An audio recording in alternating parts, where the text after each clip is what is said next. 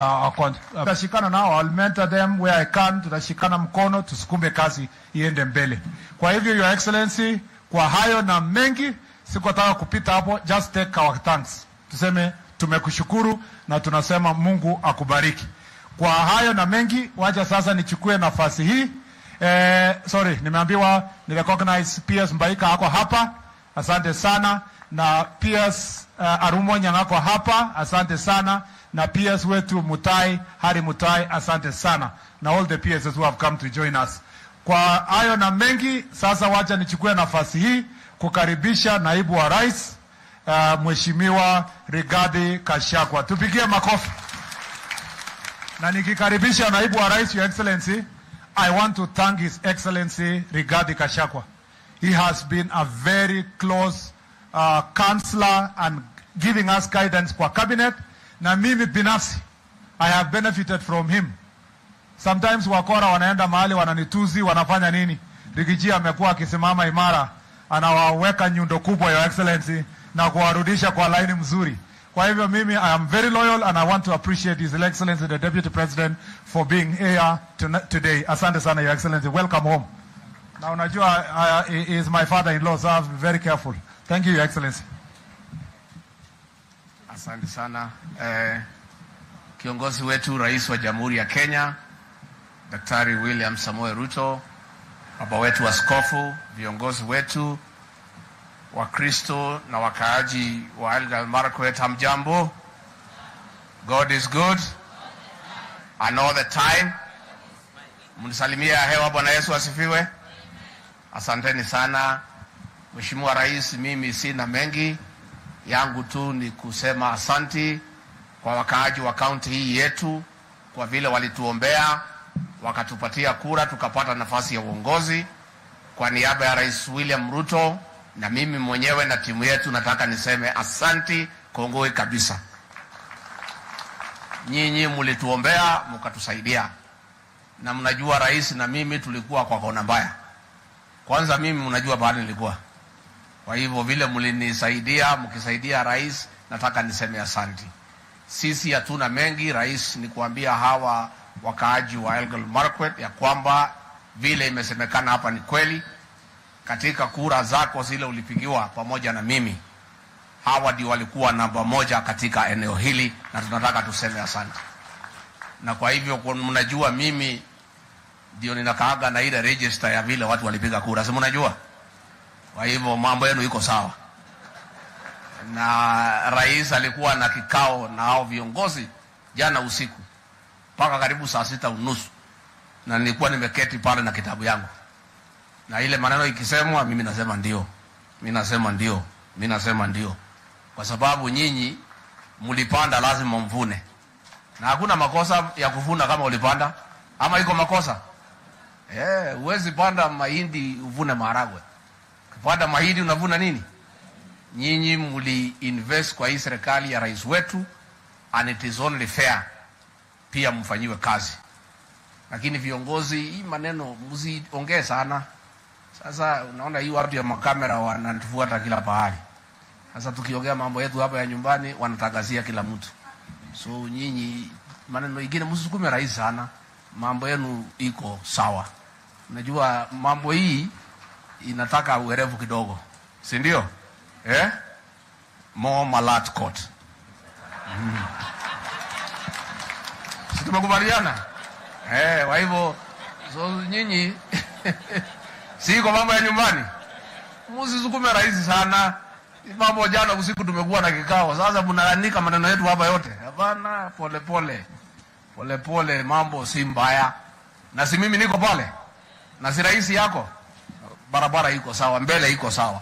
So nyinyi mnyamaze tu, hii mtaona. Na hakuna, mambo ni mzuri. Na huyu Rais wetu anang'ang'ana. Na mimi nataka ni confirm, nikiwa msaidizi wake wa karibu, saa 10 usiku ameamuka, anachapa kazi mpaka usiku every day. Na ni vile anachapa kazi mpaka usiku every day. Na ni vile alikuta Kenya ikiwa kwa kona mbaya. Mimi nilisema pale Kasarani, watu wakasema mimi ni mjeuri. Nikasema tumekuta nchi imefilisika, karibu ipigiwe kengele. Hata store hakuna panya kwa sababu hakuna kitu ya kukula. Rais ameanza upya na mambo imeanza kuingia line pole pole. So nyinyi mkuwe na subra, mumuombe rais, mvumilie na mambo si mbaya. Rais, mimi ningetaka tu niseme kwa mambo ya usalama, kwa sababu ulinituma hapa kwa Economic Forum. Na kwa niaba yako nikawaahidi hawa wakaaji wa ELGEYO MARAKWET na Kerio Valley ya kwamba serikali ambaye itamaliza ugaidi ni serikali ambayo itaongozwa na William Samoei Ruto. And Your Excellency, it is important I confirm to the people of this great county that in cabinet, in the National Security Council, you have pronounced yourself clearly without any contradiction that this nonsense of banditry must come to an end in your administration. Na kwa hivyo mimi nauliza viongozi mkuwe na subra. So far, Your Excellency, we are 80% successful. Professor Kindiki has been to this county countless times. Aden Duale has been here. On Thursday, Chief of Defense Forces, IG were here. Iko kazi mingi sana inaendelea. Munajua a problem of 30, 40, 50 years cannot be addressed overnight. Lakini mikakati imewekwa. But what is important is the commitment of this administration. Because that is what has been lacking. The commitment to deal with this problem once and for all. Kwa hivyo, nyinyi vile Mheshimiwa Duale amesema, bunduki ni askari. Wewe bunduki kama hapana askari, hakuna haja ukue naye. So, musilie, ukipatikana na bunduki, basi. Si rais alisema mambo ni ngapi? Ni ngapi? So, wacha tufanye kazi. Because Your Excellency, this county is very productive. Maembe yale mazuri zaidi katika Kenya hii natoka hapa katika hii county. Mambo ya machungwa ya kila kitu. We must create peace in the valley so that watu wa eneo hili wapate nafasi ya kuzalisha chakula, so that we can be able to make progress as a country. Your Excellency, mimi ningetaka kuhakikishia watu wa hapa ya kwamba hizi ziara rais anafanya nje ya Kenya, they are very important. Because umesikia PS Kiptoo akisema ile deficit iko. Hii maneno ya madeni ndio rais alipata. Na si alichukua hiyo madeni, ilichukuliwa na wengine. Na wale walichukua madeni na watu yao ndio wenye kupiga kelele. Na lazima rais alipe. Yeye ametembea hapa pale na mambo imeanza kuingiana laini kabisa. Na rais akitembea kila bahari ni mzuri pia, kwa sababu aende atafute. Kwa sababu sasa na yeye akienda si amewacha mimi hapa. Kuna mambo yanaweza haribika nikiwa hapa. Mimi na ananipianga nchi, ananiwachia, anaenda akirudi nampatia. Lakini saa nyingine mimi napata bahati, saa ile yako nje, watu ya maandamano wanaleta shida nikiweko ninawanyorosha. So unajua rais ni mtu ya kanisa ya zamani, mimi nimeingia juzi. So saa nyingine yeye anasema bana waacha hiyo watu tuongee nini, lakini mimi maneno ya magogeo unajua mimi sitaki hiyo maneno sana. Kwa hivyo mnajua hata rais akitembea mimi niko na mimi ni muaminifu. Na hakuna kitu naweza haribika hii Kenya. Mimi niko pale na rais. Na nyinyi msikuwe na wasiwasi. Hii watu naingilia rais. Mimi si niko pale. Mtu akileta nyokonyoko niko pale. Na tuko na jeshi kubwa ya kufanya kazi. Nikimalizia vile Mukome amesema, wale wamepatiwa nafasi hapa ya kufanya kazi. I want to confirm, and we are grateful to this county for producing brilliant sons and daughters ambayo wanatusaidia. I want to confirm huyu Kipchumba Murkomen is one of our most hardworking and competent and focused cabinet secretaries. Na akanyagie hapo. Murkomen bwana sikiza kelele ya watu. Wewe focus na ile kazi umepewa rais. Na rais ndio mkubwa yako. Hii wengine wacha tu wasukumuze, wewe ngangana na ile kazi umepewa. Huyu Dr. Chris Kiptoo alikuta ile store hakuna kitu. Wakiwa na Professor Dungu wamesaidia rais, uchumi imeanza kurudi line. Huyu Dr. Susan Koech, huyu wako Central Bank, alikuta pale kumeharibika, imeanza kurudi line. So we are grateful ya kwamba nyinyi mmepatia watoto ambaye wanajua nini wanafanya. Vile leader of majority amesema, it is true.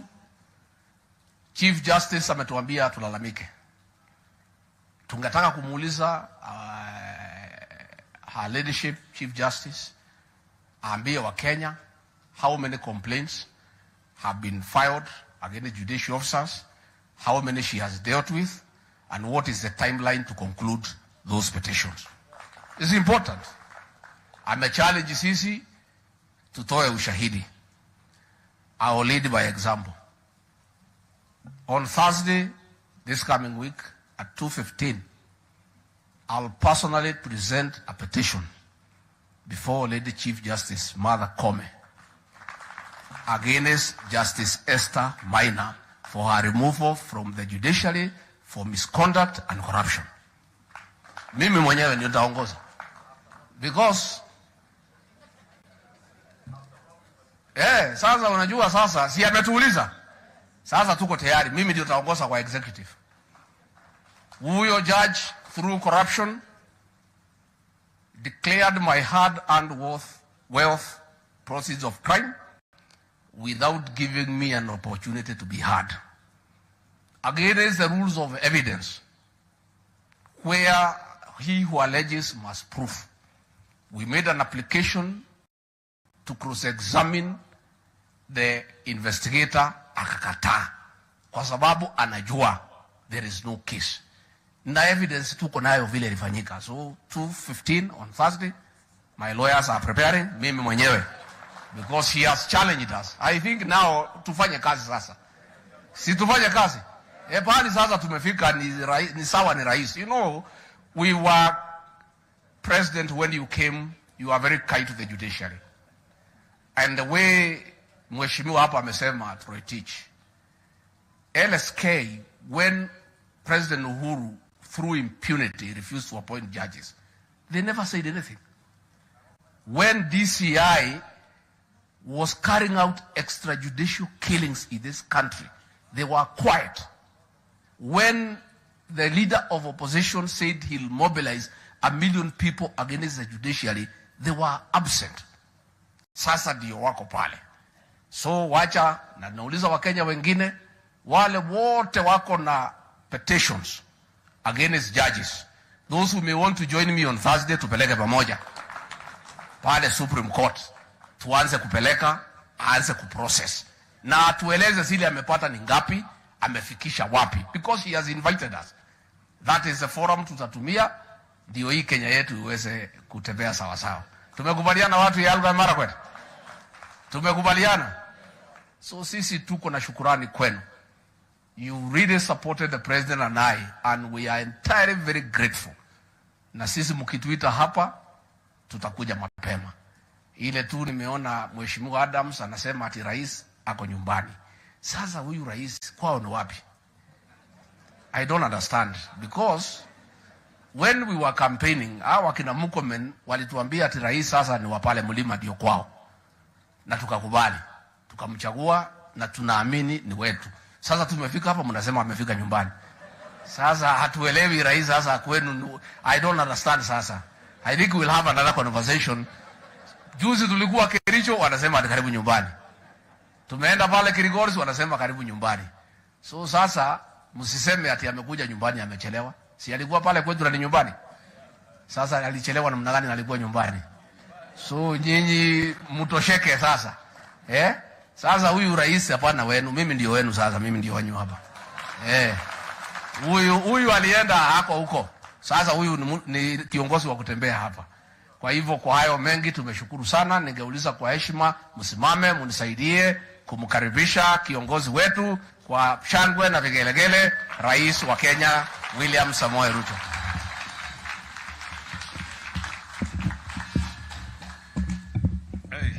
Asanteni sana. Tafadhali tuketi chini. Viongozi wetu wa kanisa, maaskofu mlio hapa,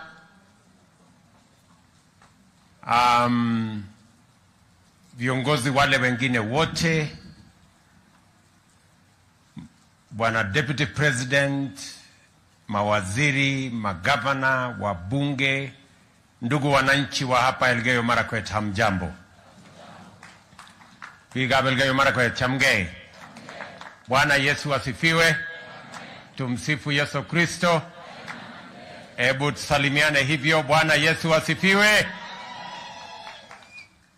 Kwanza mimi nataka nichukue nafasi hii nimshukuru Mungu kwa kutupatia nafasi hii ya kipekee tufike hapa Iten ili tuungane sisi wote kwa ibada hii ya muhimu, ibada ya shukrani kwa sababu ya yale Mungu ametufanyia kutoka kwa uchaguzi na kwa mwaka mmoja ambayo imepita.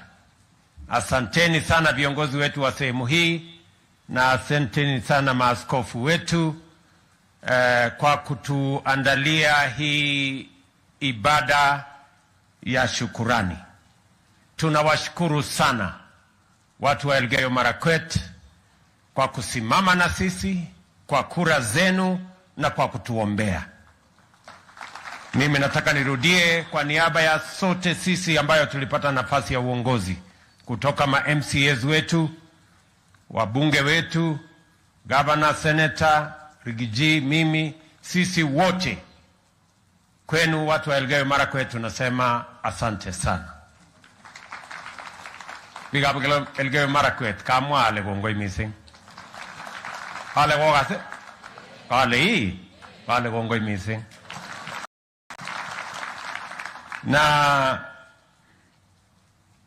kwa sababu tumekuwa na nafasi hiyo, kuna mambo tulikubaliana na nyinyi tuyashughulikie kama njia ya kubadilisha na kurekebisha na kuendeleza taifa letu la Kenya. Mimi nawashukuru sana kwa sababu nyinyi ni wakulima na mumefanya bidii kubwa sana ajabu. Nawaambia watu wa ELGEYO MARAKWET, Uasin Gishu County hapa, county zetu Bungoma, Kitale na sehemu zingine za Kenya, asanteni sana kwa kutusaidia kuzalisha chakula katika taifa letu la Kenya. Tulikubaliana na nyinyi ya kwamba tutakuwa na collaboration ya national government, county government na wakulima.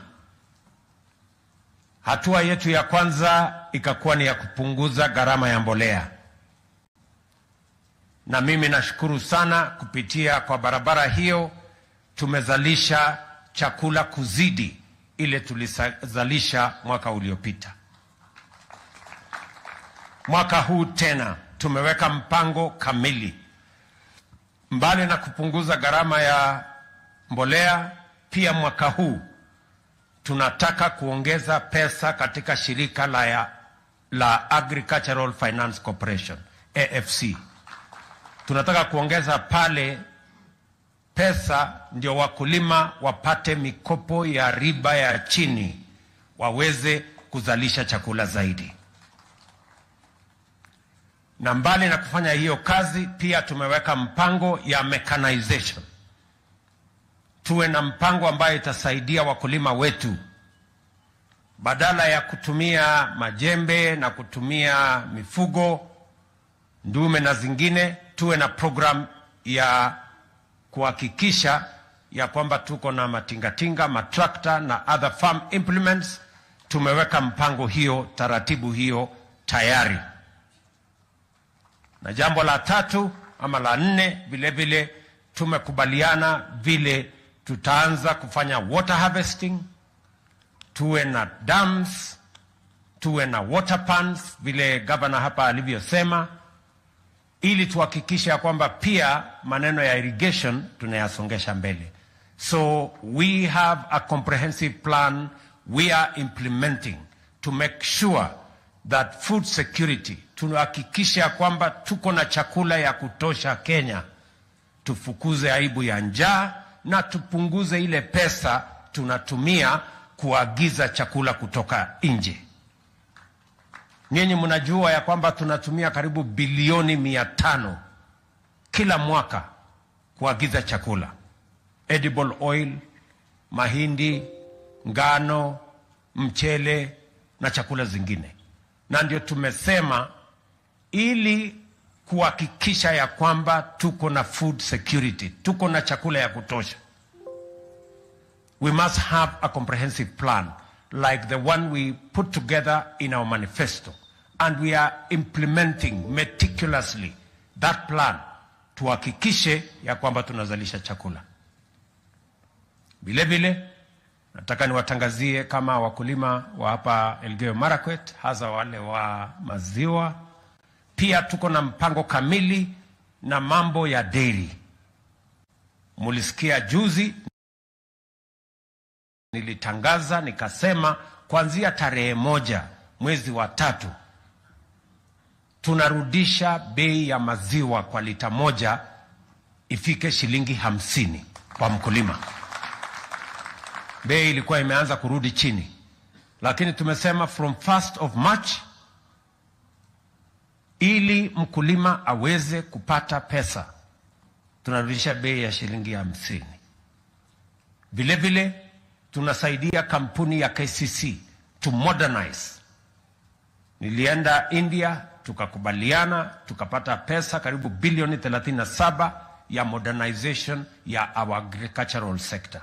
So hiyo mpango iko mbele, na tunataka tuhakikisha kwamba Kenya yetu tunazalisha chakula ya kutosha, and we reduce our food import bill from 500. By God's grace, in 5 years, we want to bring it down by half, and in 10 years, we want to eliminate the importation of any food items in Kenya, because we want to grow it here at home. Na mimi nawashukuru sana wakulima wa hapa ELGEYO MARAKWET, kwa sababu nyinyi mko mstari wa mbele katika hiyo majukumu na katika kuzalisha chakula. Vile vile tulikubaliana na nyinyi ya kwamba tutahakikisha ya kwamba watoto wetu wote wanasoma.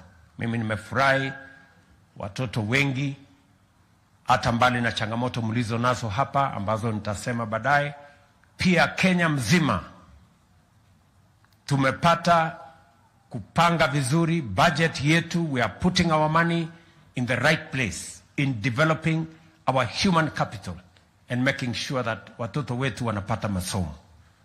Tumeajiri walimu wapya 56,000 katika taifa letu la Kenya. Viongozi wenu wameniuliza pale ELGEYO MARAKWET, hasa sehemu ile iko na matatizo, walimu wamepungua. Tutaweka affirmative action, tuongeze walimu wale watasaidia sisi kufundisha watoto pale, tuhakikisha kwamba watoto wote wa Kenya wanapata nafasi ya kusoma. Vile vile niliwaeleza ya kwamba mambo ya Wakenya wengi walikuwa wameingizwa kwenye CRB, hawakuweza kusonga mbele. Niliwaambia CRB nitatoa Wakenya karibu milioni 7. Tumetoa kila mtu kwa CRB, kila mtu sasa hako kwa Hustler Fund. Agondo sisi, agotinye jebkondo kwa Hustler Fund. So kila mtu hapa hako na pesa ya Hustler Fund kwa mfuko wa simu. Wale watu wako na pesa ya Hustler Fund nione kwa simu. Unaona sasa hii dunia. Lakini wale hawajaweka mkono juu, na niko najua shida yao. Wamechukua pesa lakini hawajalipa. That's the problem. Lakini mimi nawapongeza watu wa ELGEYO MARAKWET. Hapa repayment ya Hustler Fund ni 82%. Na mimi nataka niwatangazie, tukienda mbele mwaka huu tunaongeza pesa ya Hustler Fund ambayo itaenda kwa masako, ambayo itaenda kwa groups, ili tuhakikisha kwamba kila mtu anapata pesa ya kuendesha biashara ambayo iko na riba ambayo mwananchi wa kawaida anaweza kukimu. We are going to make sure that we do that together. Vile vile tumekubaliana ya kwamba wale wazee wakongwe ambao the vulnerable, wale mayatima ambao wako katika cash transfer, orphans ambao wako katika cash transfer, wazee ambao wako katika cash transfer, walikuwa wanangoja pesa yao miezi 6, miezi 4, miezi 5. Niliwaeleza ya kwamba tutabadilisha na itawezekana wakati tunalipa mishahara ya wafanyikazi wa serikali, tunalipa pesa ya cash transfer. Kuanzia mwezi huu, mbali na kulipa kila mwezi, pia tumeanza kulipa sasa kwa M-Pesa. Wewe utakuwa nyumbani, hakuna haja ya kuja kupiga foleni mahali popote, utakutana na pesa yako kwa simu kule nyumbani. Watu wengi walikuwa wanakuja hapa Iten, wanapiga foleni, wanalala hapa, wanatumia pesa nyingi kuja mpaka Iten kuja kutafuta hiyo pesa. Sasa tumebadilisha, we are going to be paying cash transfer kwa simu. Ndio mtu akutane na pesa nyumbani, hakuna haja ya kutumia pesa hiyo kusafiri kwenda kutafuta mahali utalipwa na hiyo pesa. So we want to work together to make sure that we transform our country. Vile viongozi wa hapa wamesema, nimekutana na wao jana, tumeongea mambo ya hapa kaunti yenu na tumekubaliana vile kaunti yenu itasonga mbele. Tumekubaliana mambo ya barabara hizo zote, kuna vile tumekubaliana na wao. Tumekubaliana mambo ya maji. In fact, nimewaambia kwa mambo ya maji ile ilikwama hapa, and I gave a commitment. Niliongea na waziri, ama sio waziri, niliongea na rais wa kule Italy ambayo walikuwa ndio waegezaji wetu, na nimekubali nitaenda na gavana wenu hapa na gavana wa Nakuru mwezi huu. Naenda kule Italy kwenda kumalizana na hiyo kazi. Kwa hivyo nitaenda na huyu gavana wenu, ndio atanibebea ile mfuko ya maneno, makaratasi ya kwenda kusaini huko, na gavana wa Nakuru, kwa sababu tunataka kumalizana na damu ya Itare na damu ya Aror hapa.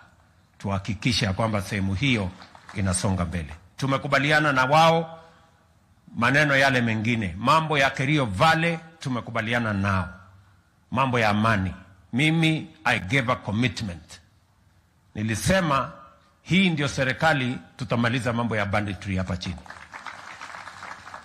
Niliwapatia wale wakora notice. Ni wajeuri kiasi kwa sababu wamehangaika hapo 40 years. Lakini I want to commit to you and I want to tell you, Waziri Kindiki, Waziri Duale, Chief of General Staff Bwana Ogola, IG, wote walikuwa hapa juzi. Tumepanga, nimeweka pesa ya kutengeneza mashule, pesa ya kutengeneza barabara, pesa ya kutengeneza bridges, kuhakikisha ya kwamba watoto wetu wote katika sehemu hiyo na wananchi katika sehemu hiyo wanapata usalama. Haya maneno madogo madogo mnaona ni the last kicks of a dying horse. Hii ni maneno ya mwisho. Haya mnasikia bado wanaendelea hapa. Mimi nataka niwaeleze ya kwamba tutamalizana na mambo ya banditry katika sehemu hii. And the people of Kerio Valley, from Baringo, Samburu, ELGEYO MARAKWET, to West Pokot, to Turkana, we are going to have peace in this valley. That is the commitment of my administration, and I intend to make sure that I discharge that commitment. Ni kitu imehangaisha hii nchi kwa miaka mingi, lakini there is an end to it in sight. Hii kitu tutamalizana nayo. Tayari tuko na wanajeshi nimeweka hapa, na hawa wanajeshi hawatoki mpaka hii dunia kuwe na usalama. We are moving the military here permanent. In fact, najenga kampi kubwa ya jeshi hapa. Training ya jeshi ambayo inaendelea hapa Moi Barracks, tutahamisha iende kufanyia huko.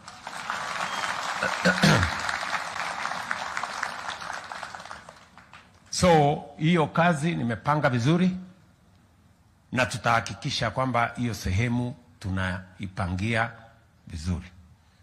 Niliambia taifa letu ya kwamba we are modernizing the equipment our police and security men are using. I committed last year that we are going to invest in modern equipment for our security agencies, especially our police. I want to announce now that from next week that equipment will be available. And we are going to deal with insecurity in Kenya firmly and conclusively. Msikie yale mambo waziri alisema, bunduki si ya kuchunga ng'ombe ama kuchunga buzi. Bunduki ni ya serikali kuweka amani. So wananchi wale wote katika hii dunia hapa chini, wale mko na bunduki zenu, tafadhali msikuje kulalamika baadaye. Bunduki rejesha kwa serikali, sisi tutaweka usalama sehemu ile. Na hatutaki kulaumiana ati ni jamii hii ni jamii ile. Tutaweka usawa kwa jamii zote kwa sababu tunataka amani. We're going to make sure that all the communities in the Kerio Valley tunawaunganisha, wawe wote wanaongea lugha moja ya amani. So tumeongea na metumana CDF, IG, metumana our Pokot, metumana our all the other counties so that we can move together as one nation.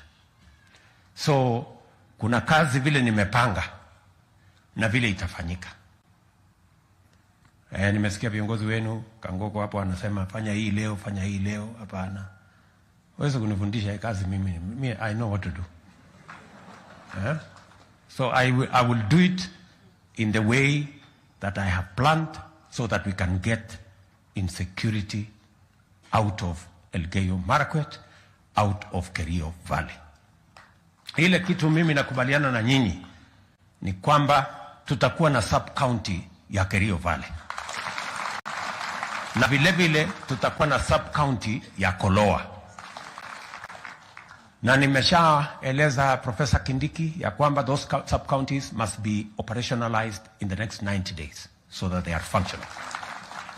Pia tumekubaliana na viongozi IG, tumekubaliana na CDF how to deploy the security agencies. Hakuna haja ya security agencies kukaa kwa maduka. Wataenda in strategic locations along the river, ndio watu waweze kuendelea na biashara zao in other areas. So we have agreed on a plan on how that will happen. So the commitment I want to make to you is that we are going to make sure that Kerio Valley is peaceful, our children are going to school, and citizens are going about their business without kuangaishwa na watu wachache. Pia tumekubaliana na hawa viongozi kuhusu mambo ya stima. Mimi najua stima sehemu hii bado iko chini, na nataka niwatangazie ya kwamba tumepanga na different agencies na different development partners. Mwaka huu tumeweka sasa mpango na tuko na shilingi milioni 650 ya ELGEYO MARAKWET ya last mile connectivity. So tutaketi chini na hawa viongozi na tutakubaliana where are the areas where we have the largest gaps so that we can deal with them. Mambo yale mengine mengi yako na hawa viongozi wetu. Maneno ya Flospa niliwaambia ya kwamba tunatafuta mwegezaji. Sasa niwatangazie tumepata mwegezaji. Na ametuambia atakuja kuweka investment ya 4.8 billion katika Flospa pale. Nimesikia vile vile mnataka pesa ya compensation. So umoja so mwa waoleja, umoja investor ana umoja compensation. Ana umoja tool. Hongi kang mo ngole ngele magbel jindos kurokon ko changa. Chenge sukola jage.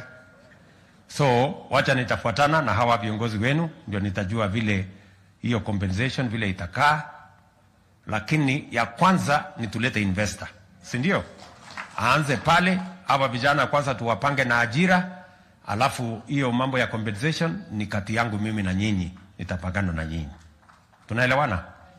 So there are just a few items na nitamwambia county government what they need to do to sign hiyo contract, huyo investor akuje pale tuendelee na biashara, kwa sababu ndio njia moja ya kuweka rasilimali katika taifa letu la Kenya na kujenga utajiri kaunti hii na katika taifa letu la Kenya.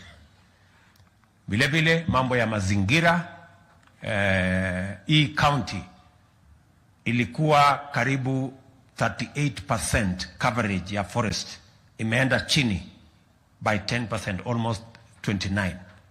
Mimi nataka, na mzuri waziri Nakhumicha ako hapa, yeye ndiye anaongoza harakati hiyo katika county hii yako ya Elgeyo Marakwet, tashikana na hawa viongozi. It is now our plan, tuko na Kaptagat forest, tuko na Elgeyo forest, tuko na Cherangany forest, ngambo ile Cherangany hills. Hizo forest tatu, we want to make sure that we have a clear program on how we are going to ensure that we conserve, lakini vile vile tuwe na ile mpango ya 15 billion trees kila sehemu ya Elgeyo Marakwet tupande miti. So tutakubaliana na nyinyi, nimemobilize vijana wa NYS na wale wengine, Kenya Forest Service, KWS, wanajeshi wetu wanatusaidia kuweka miche ndio tuweze kuendelea na hiyo kazi. Na wakati tunafanya hivyo, vile vile tuchunge mambo ya escarpment. Watu wengi mulisikia hapa kulikuwa na cut line ya Spencer. Pale chini nilienda Embobut, tulikubaliana chini watu wote wahamie chini ya barabara. So nataka tuheshimu hiyo. Na mimi nataka our forest department and everybody else, we work together. Tunahatarisha maisha ya wananchi wengi wanaoishi mahali hatari, hasa katika mambo haya ya mvua kubwa. Hatutaki landslides hapa. Tulikuja hapa chini, mambo ya landslide ikiwa imeumiza wananchi wengi. We do not want to go back to that kind of incidences again. Mimi nawauliza ninyi nyote, mahali umeambiwa cut line ni hapa, usikue mjuaji, usikue mjeuri, fuata ile tumekueleza, kwa sababu tunajali maisha ya wananchi. So chiefs, the provincial administration must enforce the cut line so that we protect the lives of citizens. Tuhakikishe ya kwamba watu wanaishi mahali ambapo haina hatari ya wao kupoteza maisha yao kupitia kwa mambo ya landslides. I hope the county government and the county administration is here. Wewe bwana RC, fuatilie so that we protect the lives of these citizens. Wakati tunaweka mambo ya mazingira, vile vile tunaweka kazi hiyo ifanyike kwa taratibu na kwa njia inayofaa. Mwisho, mimi nataka pia niwaambie ya kwamba hapa Iten pia tuko na mpango ya affordable housing. Tuna award contract ya kwanza. Mimi nimehangaika sana kutafuta mahali ya kujenga manyumba hapa Iten. Tunajenga nyumba 20,000 Eldoret. 5,000 ya Elgeyo Marakwet hapa tumekosa mahali ya kujenga, kwa sababu kuna land grabbers. Na mimi naona hata wengine wako kwa hii mkutano.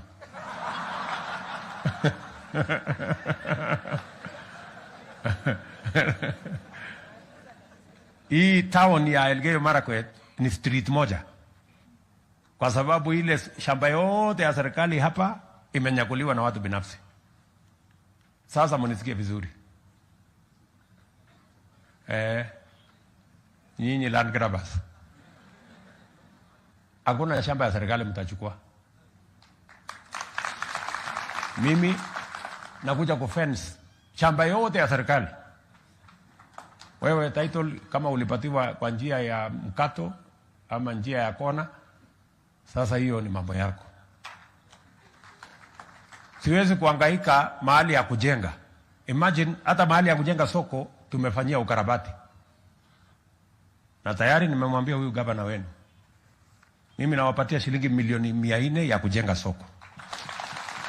Inakuwa awarded next week. Nimemwambia Hinga, alitumana watu 10 days ago, tumepima, tukaona iko sawa sawa, tunajenga soko kubwa hapo ya milioni 400. hapa tuna award nyumba. Tulipata shamba kidogo kona huko ambayo ilikuwa imebaki ya affordable housing, so tume award hiyo pia. Tunaanza kuja kujenga next week, lakini sasa nilisema wacha mimi nikuje mwenyewe nitangaze Iten. Okase aja si anyalila jengo loteje asiko kwama ni Iten ko kwama na ELGEYO MARAKWET ako big somok angwan mut bana wezekana hiyo. So hii mashamba yote hapa bwana RC utafanya kazi na watu ya Ministry of Lands, shamba yote ya serikali tuambie wale watu wamekalia tembea, ndio nipate nafasi ya kuja kujenga vifaa ya serikali hapa Iten. Ananoma kutayano angu uno hada amuisi koret nebo pororiet tugul onyo tebe chito agenge kokukweni komi ukweli hata man. So hiyo maneno yote na mumesikia, mimi sijasema usiku, nimesema mchana mbele ya hawa maskofu. Mwizi yote ya shamba tembea, hakuna maneno ya kuongea hapo. Tumesema tunaondoa ufisadi kwa Kenya na inaanza mpaka hapa Iten. So wale wote Malan Graba, nasikia kuna mtu wako na plot 10 hapo, mwingine iko plot 20, mwingine ameenda kujikatia kona. Ati mpaka mlango ya DC kuna mtu wako na title. Ndio mjue hii impunity imezidi. Yaani ameiba huko mpaka ameona itoshi, amekuja kuiba mbele ya DC. That's what is called impunity of the worst type. So lazima tupambane na hawa. So mambo ya Iten, mimi nakubaliana na nyinyi. Kuna wananchi pia wali exchange mashamba yao na wakaambiwa watapatiwa mashamba ya serikali. Kuna wengine hawajapata, pia na wao tutawashughulikia.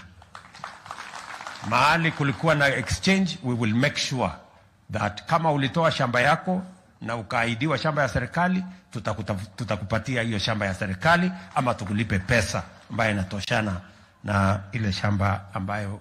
Na tuko na ardhi nyingi, tuko na mashule mingi iko kwa matatizo ya msitu na mali ingine. Hiyo pia tumekubaliana kama cabinet ya kwamba we will exercise areas where schools are in forest, ndio mashule iweze kuendelea na tuweze kwenda mbele sisi wote. So we will balance all the issues, especially on matters that are of a public nature. Hapa Jebara, nashukuru watu wa ELGEYO MARAKWET, mlitoa maji, tukapeleka maji kule Eldoret. Kulikuwa na mashule ijengwe hapo, ilishajengwa, lakini kukatokea na maneno. Nimeita wale wahusika wote na nimewaambia tunaenda namna hii. So kesho au yo Aaron, so kesho tutakuwa na watu wa NYS, nimewapatia 90 days kumalisha hiyo ujenzi ya hiyo mashule. Primary school iwe complete, secondary school ya wa vijana iwe complete, secondary school ya wasichana iwe complete. 90 days nikuje ni handover, muendelee na shule. Mimi nitaenda kuongea na wale wako na madeni huko, nitaenda kupangana baadaye. Unaona kwa shine. So mheshimiwa nabagora na bwana Toroichi mje imi yun mutaya asubuhi mobilize and big NYS ni kote school kotar matebeni nji siling ane na uni je kondo kitare asubuhi. So hiyo maneno tumemalizana namna hiyo. Vile tumekubaliana mambo ya stadium yenu ya Kamarin hapa. Tulikuwa tumeambiwa mbeleni ya kwamba hapo iko altitude ya juu zaidi, pengine iko na matatizo namna hii, lakini imetokea utafiti ingine. Sasa tumeweka pesa ya kujenga Kamarin, na vile kiwanja hii ya Baraka hii ya hapa tumesema pia hii itengenezwe na itengenezwe pia katika hali ambayo inaweza kutumika na watu wa town ya Iten. Mahali ya kupumzika, iwekwe garden mzuri, iwekwe nini mzuri, na ibakishe sehemu kidogo ya sisi kufanyia mkutano. Ndio changanyike hapo ndani. So mtapanga vile kazi hiyo itaendelea. tuko na shughuli nyingine, tuko na mambo mengine mengi ambayo ningesema, lakini mengi tumeongea na viongozi wenu. Ogogi goshine ulewete toitai baisioni ile kazi yote ya sehemu hii. Mimi nataka nimalizie kwa kuambia watu wa ELGEYO MARAKWET, asanteni sana kwa ile shughuli mnaendelea kufanya. Gavana wenu ni mtu ananisumbua sana kila wakati kuja kunihangaisha. Hata hii County Aggregation and Industrial Park nimekubali, tutaweka pesa kidogo ya kusaidia nyinyi kununua hiyo ardhi. County government itaweka pesa kidogo, na alafu tumekubaliana vile tutajenga hiyo County Aggregation and Industrial Park. Kipsoen hapa TTI nimekubali pia tufanyie maneno ndio iweze kuwa National University, National Polytechnic, kwa sababu wanafunzi pale wamekuwa wengi na ni mahali pazuri ambapo tunaweza kuinua. So tutafanya processes ile iko na nyinyi mtekeleze sehemu yenu. Mwisho, kazi zile zingine zote tutashirikiana pamoja na nyinyi. Mimi tu nataka niwahakikishie hii mambo yote tunafanya ya Kenya, the transformation of our country. I want to promise the people of Kenya that the transformation of our country is not going to be delayed, is not going to be derailed, is not going to be sabotaged by incompetence of leaders or vested interests of people who want Kenya to be status quo, the beneficiaries of what is going on, or is not going to be damaged by corruption. We are going to be firm, we are going to be clear, we are going to be decisive. Because for far too long, Kenya has been held hostage by incompetence, vested interests, and corruption. And I want to be very clear that going forward, it doesn't matter. We cannot keep complaining about countries that were with us, but today they are way ahead of us. We cannot continue talking about Singapore. We cannot continue talking about Malaysia. We cannot continue talking about Korea. Even as recently as China. China 30 years ago was maybe lower than Kenya. Today, they are lending to us. We cannot continue that trajectory. Kenya is a country with great potential. It is this moment in history that we are going to unlock the great potential that Kenya holds. And we are going to make the necessary decisions to provide the necessary leadership for Kenya to move forward. We are going to deal firmly with vested interests and impunity. And we are going to deal decisively with corruption in whatever shade, in whichever institution. So, nobody should threaten us. Nobody should blackmail Kenya anymore.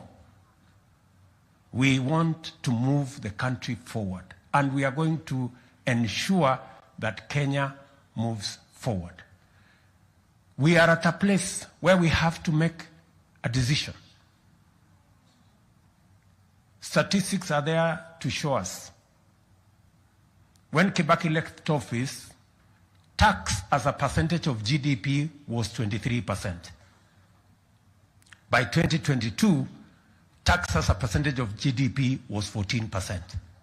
It had come down from 23% tax as a percentage of GDP to 14% tax as a percentage of GDP.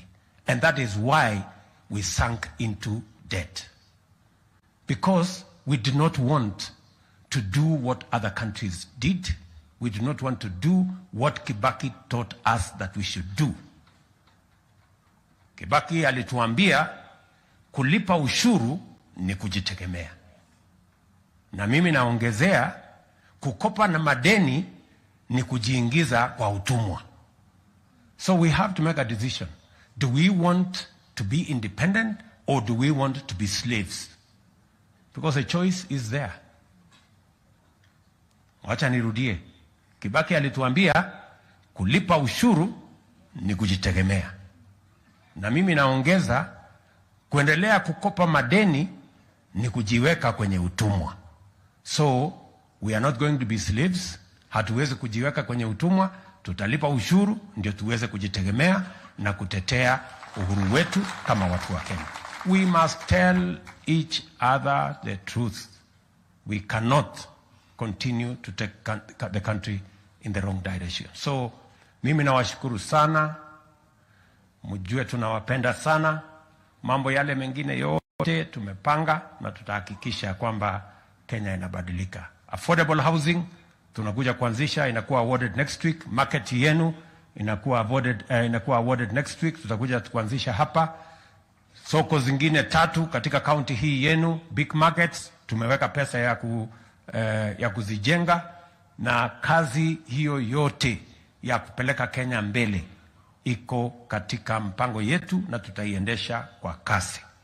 I have said and I will repeat, we will deal with incompetence in leadership that cannot see the relationship between millions of young people who are unemployed and the failure to implement programs like housing, digital program, and also export of labor that will help us bridge the gap between those who have jobs and those who don't. We will also deal firmly with those who are invested in status quo, the vested interests that want to sabotage our housing program because they want Kenyans to continue to be rent payers instead of home owners. And we are going to deal firmly with those who want to go and hide behind the independence of the judiciary so that they can sabotage the development of Kenya, so that they can continue to benefit from NHIF where they are siphoning money. We are going to make sure that those behind this vested interest, they will not hide behind the independence of the judiciary. We will call their bluff and we will deal with corruption in every arm of government, including in the judiciary. So maneno ni hiyo. Si namna hiyo? Ama mnataka tuendelee namna gani? Si hivi ndio Kenya itaenda mbele? Tuachane na uzembe ya viongozi, tuachane na matepeli wa vested interest, na tupigane na ufisadi. Hivyo ndio Kenya itaenda mbele. So Bishop, asante sana, umetufundisha vizuri. Maaskofu wale wengine, muombee taifa letu la Kenya. Sote kama wa Kenya tuungane sisi wote kwa manufaa ya taifa letu la Kenya. There is nobody who is going to benefit from impunity. There is nobody who is going to benefit from encouraging vested interests or from corruption. We will all become losers. Therefore, we must be firm, we must be forthright, and we must collaborate and work together, all of us as Kenyans, so that we can transform our country and move Kenya forward. So, asanteni sana, Mungu wabariki, nawapenda sana. God bless you. Have a great year ahead. Asante. Asante sana Mheshimiwa Rais, tusimame sote tukimpongeza. Na kwa wakati sasa, kwa sababu bado tuko kanisani, nataka tusimame ili tuweze kumalizia kwa maombi, na nitamwalika Bishop ambaye atatuongoza kwa hayo maombi na final blessing ili tuweze kutoka. Karibu Bishop. Zaburi ya 105 inasema, keep praise to the Lord, praise his name, make known among the nations what he has done. Sing to him, sing praises to him. Tell of all his wonderful acts, glory in his holy name. Let the hearts, those who seek the Lord, rejoice. Look to the Lord and his strength. Seek his face always. Remember the wonders he has done, his miracles and judgments he has pronounced. Shall we pray? Baba Mwenyezi, Mungu wa mbingu na nchi, tukitazama nyuma tunasema wewe ndiye Ebeneza. Mungu, si kwa uwezo, si kwa mamlaka yetu.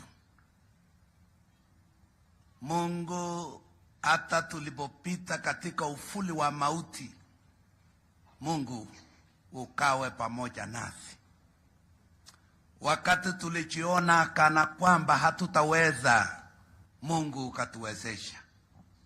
Leo hii tumekuja hapa kupa sifa ya kwamba Mungu unastahili hiyo sifa. Tu hapa Baba Mwenyezi kukushukuru kwa matendo yako makuu. Mungu, tunakushukuru tukijua ya kwamba kile umetenda ndani yetu utaikamilisha. We thank you because you honor the desires of our hearts. We pray that God, whatever we have heard in this meeting, ukasema katika maandiko wenye haki walisemesana, na ukaandika katika kitabu cha kumbukumbu. Mungu, unaposuru nchi zingine usitupite. Ututembelee Baba Mwenyezi. Ponya nchi yetu, ponya uchumi yetu. You have told us, when we fear you and delighted in your commands, our children will be mighty in the land. Wealth and riches will be found in our houses. We pray that God, you may hear our prayers and answer according to your will. In the name of God the Father, the Son, and the Holy Spirit. Amen.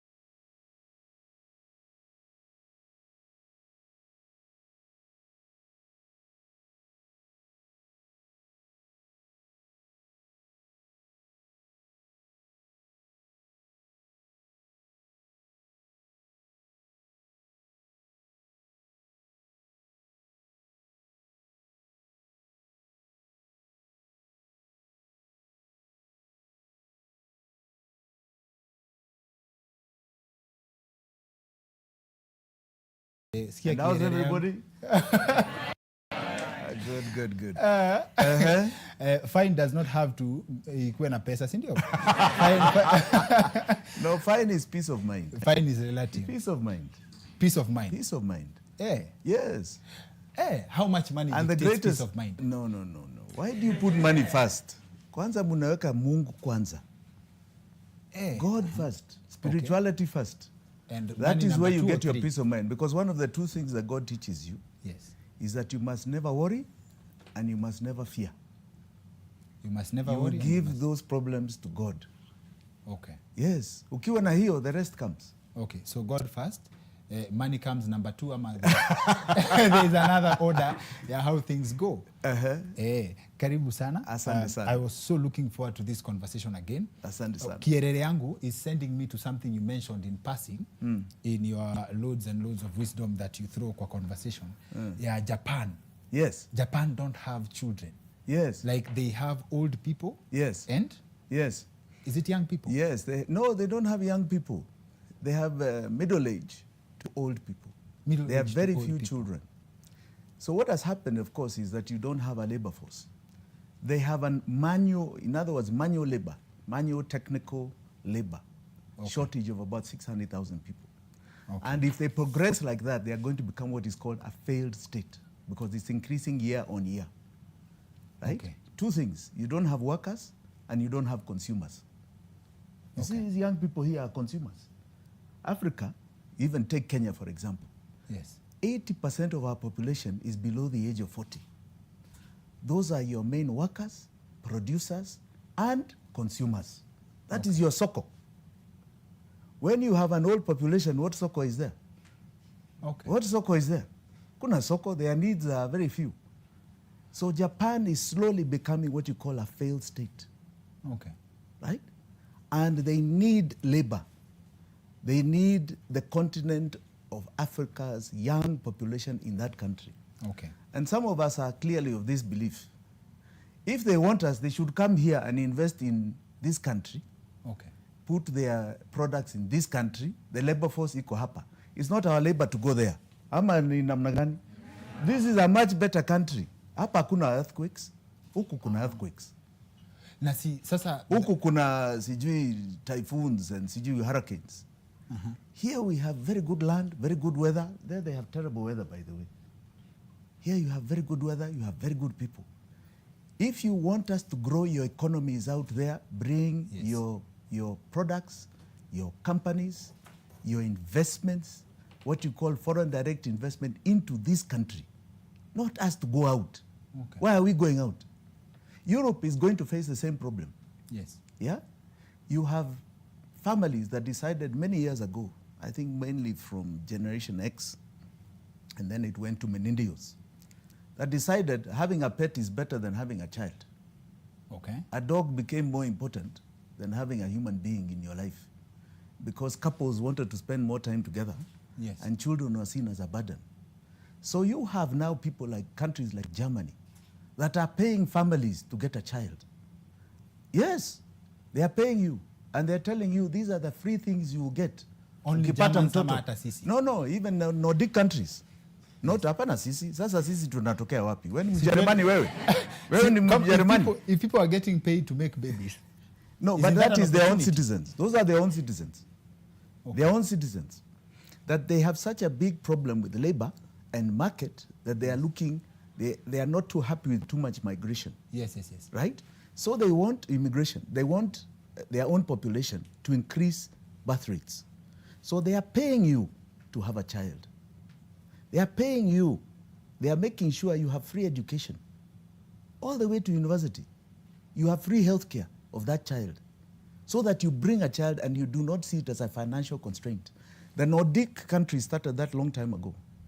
Now, I want you to know something, Daktari, and it's important Kenyans know this, that in the 70s and 80s, when Kenya used to get donor aid from World Bank and IMF, one of the conditions was family planning, that we commit ourselves to a 2-home family.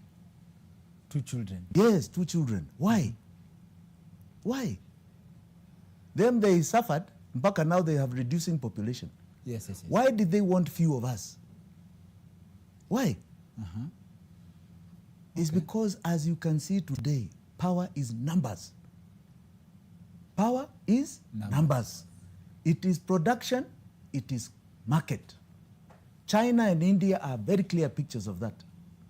Their numbers have created their own markets amongst themselves, and they've been able to expand to the world. Africa, that is the greatest fear ya mzungu, kwa sababu their growth has been based on us being down. When we come up, they see their growth as coming down. We are the soko, we are the producers. So I want to advise most of my fellow Kenyans, musitafute huku kwingine, don't think of going out. They are coming here, and they must come here on your terms, not their terms. They come here on our terms, not their terms.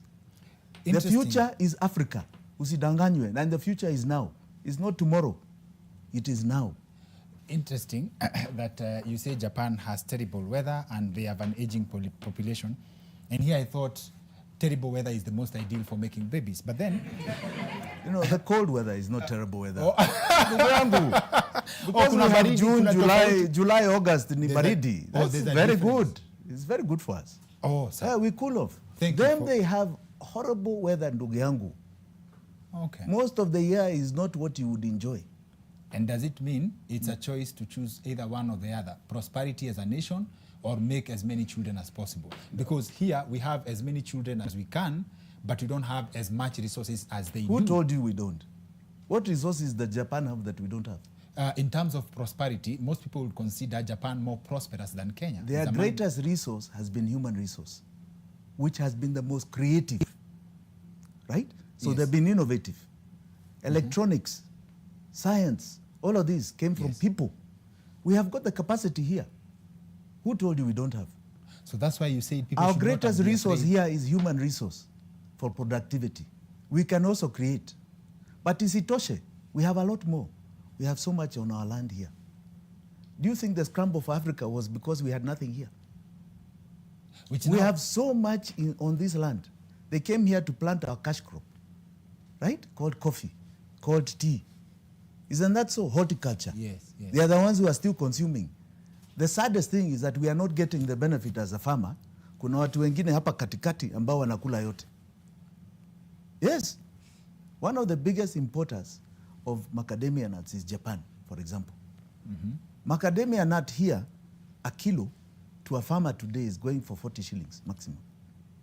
40 shillings. Okay. That kilo in Japan is 3,000 shillings. 3,000. 3,000 shillings. And what's the net profit of the person selling it for 3,000? Now, so who shillings? is in between? Look at our coffee. Coffee is the second most traded commodity in the world after oil. But we're replacing coffee farms with buildings. This is the saddest thing. Coffee is $460 billion industry. Mmeshika hiyo namba? Ama hiyo ime Wamesikia, 460. wajashika. The farmer, okay, na ushike hii vizuri sana. Yes. In the world farmer of coffee, from Brazil to Chile to Africa, the farmer does not get more than $24 billion of that 426. The farmer. Africa gets $2.4 billion. But the industry is $460 billion. What has happened? Today, a coffee farmer, whether in Makueni or in Nyeri, is getting a kilo at maybe 50 to 70 shillings. All right? Yes. If you are a plantation farmer and so on, some are maybe making 100, 120 shillings a kilo. Now, just to give you the sums, 1 acre of coffee should produce 500, should have about 500 trees. Umeshika hiyo daktari? Na upige hiyo hesabu vizuri. Yes. I hope you said you had a Mike, mathematician yes, here. yes, Wapi huyo 400. kijana? Anaitwa Mike. Yes. Aya. 500 trees. Yes. Each tree per acre. Each tree should produce at least 3 kilos. How many kilos are those? 1,500. 1,500. Higher. Yes.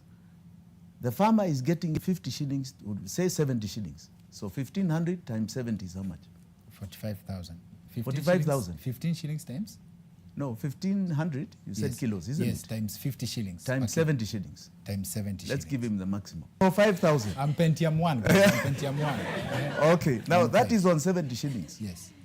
Now, the people who have been marketing our coffee, and there's been a small cartel here, are able to sell that coffee for 2,000 shillings a kilo. 2,000. 2,000. All right. Now, you imagine if the farmer was getting 2,000, because I can tell you in the open market, it is going for $50. $50 is about 6,000 shillings a kilo.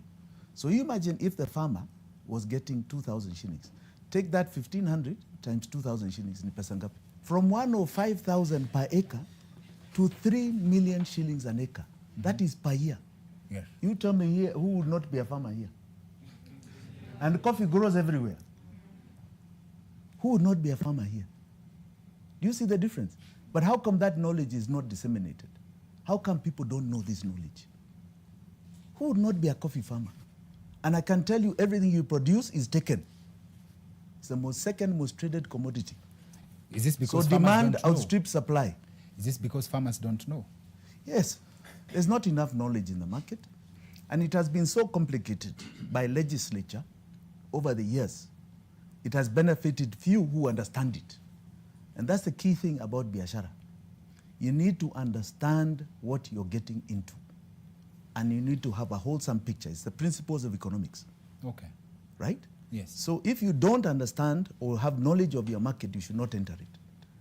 Now, I've given knowledge.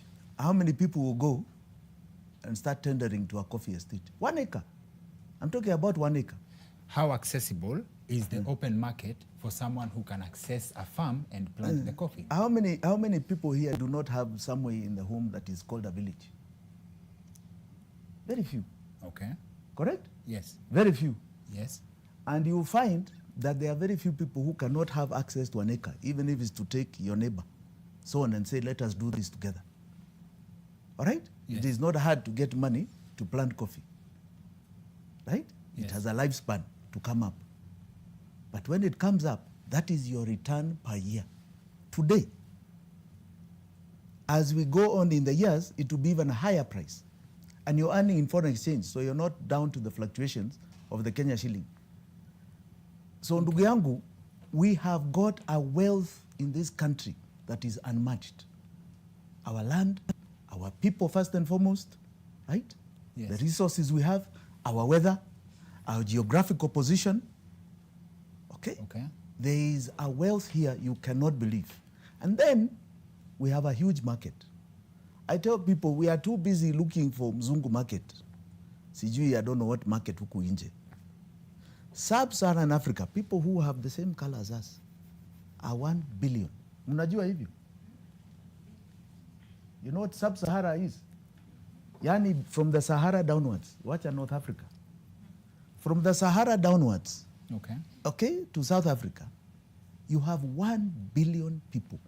Hiyo ni soko kubwa sana. Okay. China is 1.5, 1.4. India is now going towards 1.5. Numbers, ndio soko.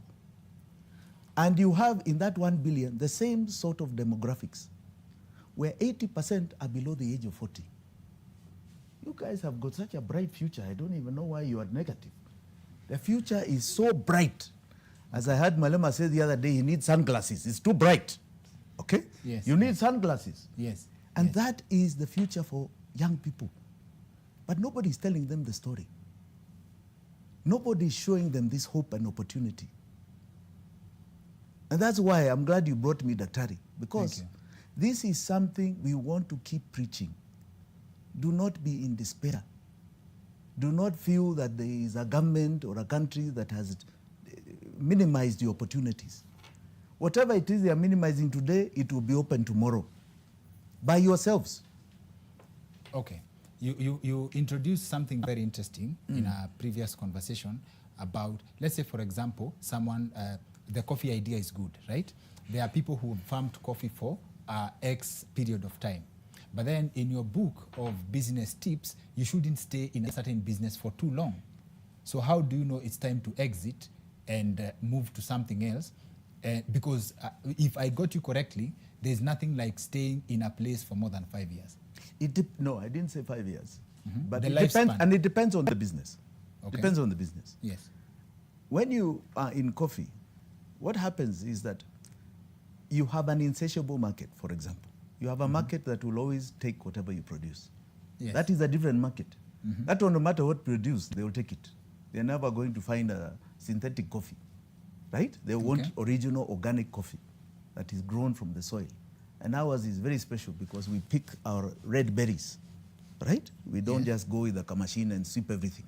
So we have a very special crop, right? So in coffee, you'll always have endless supply. There are other things that other businesses that maybe demand that the more knowledge you get, the more you're understanding that you also, others are getting the same knowledge of your business. If you open a shop where you're selling clothes, or a little kiosk where you're selling clothes, and people find you have good quality, and let us say you're importing it from Thailand Yes. at a very cheap price, and selling it with a good margin, and it's very popular because it's good quality. Yes. You're advertising to daktari Yes. that hapo kuna pesa. Hata wewe ukipata tikiti ya Thailand, Yes. utaenda ulete hizo vitu ama a contact and you'll compete. So now when you realize that, you must up your game. You can't stay there because competition will come in. It's easy entry. When you have easy entry into a market, you need to upscale if you are first one there. So you need to go up, which means maybe now if you make money, you'd either decide I want to go for a niche market of quality, Yes. so I bring in a different brand, Or a mass market. or I start making my own. So, to paraphrase what you've said, your success in a certain line of business depends on how long you can shut your beak.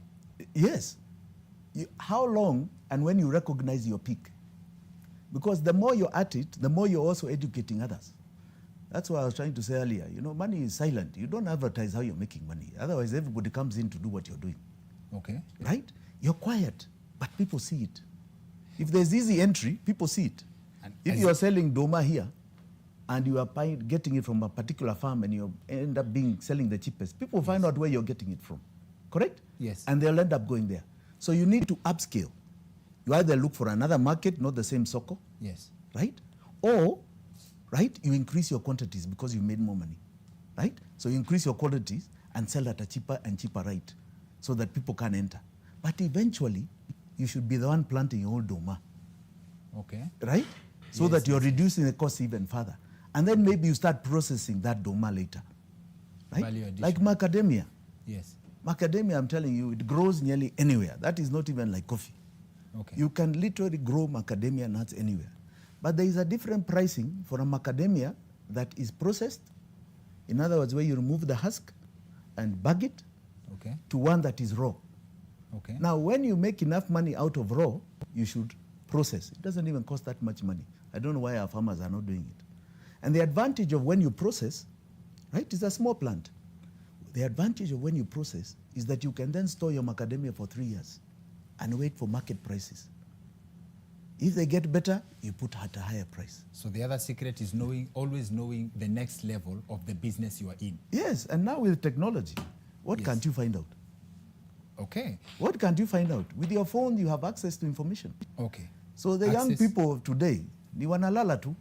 Access to capital. Wengine hawalali. Access to capital. Wewe unalala? This is the biggest challenge. Ami silali. Hata kidogo. Access to capital. Please, you said you started your business your own way, and you are too proud to ask your father for money, right? What are I was other fortunate enough to have a father to ask for money, but I was proud enough not to do it. So you didn't hata kidogo? Yes, I didn't. Okay. So what are the options that people have to access capital? Because last time we discussed banks and why it's not the best options to the best option to start your business in most cases. You see, I talked to you also last time about what is called venture capital. Yes. If the government can get out of our business, if the government can get away from borrowing locally, Yes. I saw the president saying that he wants to create a model where he's borrowing locally, only for development. We don't want them with our money. Okay. Do you want to give, aren't you tired of giving the government our money? Ama you are very happy paying taxes, giving the government money, alafu unaona wamekuwa watu wakubwa enjoying big cars. Is that what you want? No. We want them to get away from our money. Get away. Stop borrowing our domestic savings. All right? Yes. Forget about it. Forget about our taxation. Yes. All right? Get away from us. Ourselves will find venture capital. Today, the government has borrowed from our savings. See, they have a total debt of 10 trillion. 5 trillion is from our banks here. 5. That's our money. Yes. Daktari. Yes. You imagine if that money was working for us. Do you think there will be anybody here who's not doing biashara? Now that option is out of the table. No, who told you? We are going to make sure it is available for everybody. Because they It's the must. best option. It is the best option. That money must find growth. And it will find growth in each and every one of us. Okay. Because they will listen to your idea and somebody will say, I'm prepared to risk.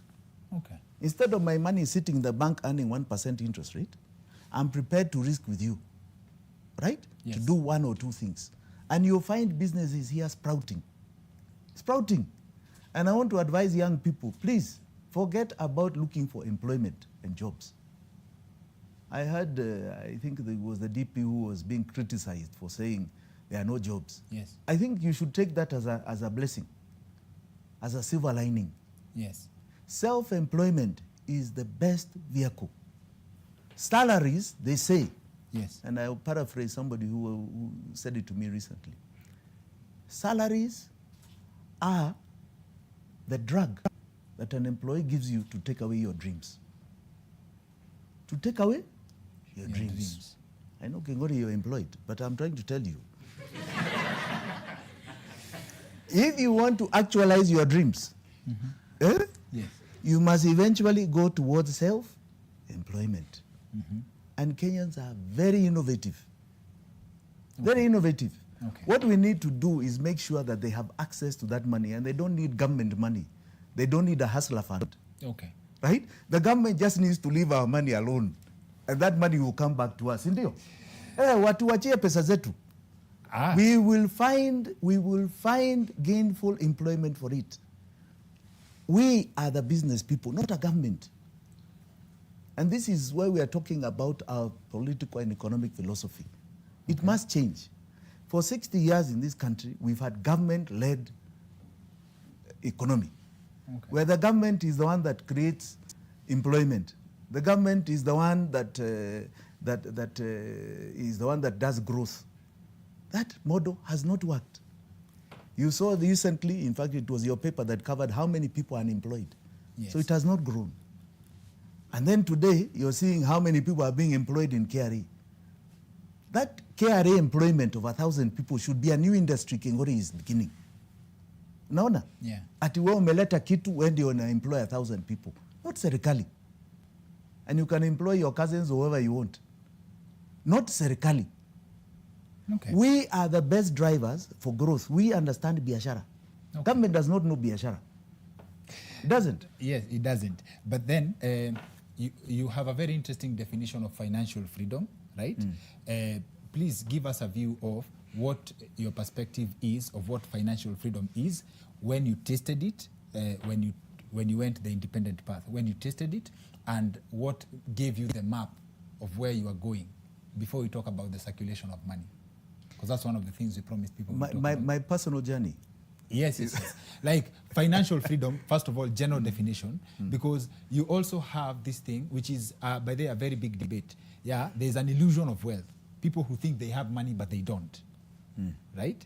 And I think you've actually touched on it by saying employment. If you're employed, hauna kitu. You're just surviving. You're just surviving. Am I wrong or right? That's you're employed. You're that's employed. The last time I was employed was many years ago, before I started biashara. And this was in Canada when I was working for Butter Shoes. I was selling shoes. And I can tell you, to me, it was like slavery. It was like slavery. So, financial freedom is the following.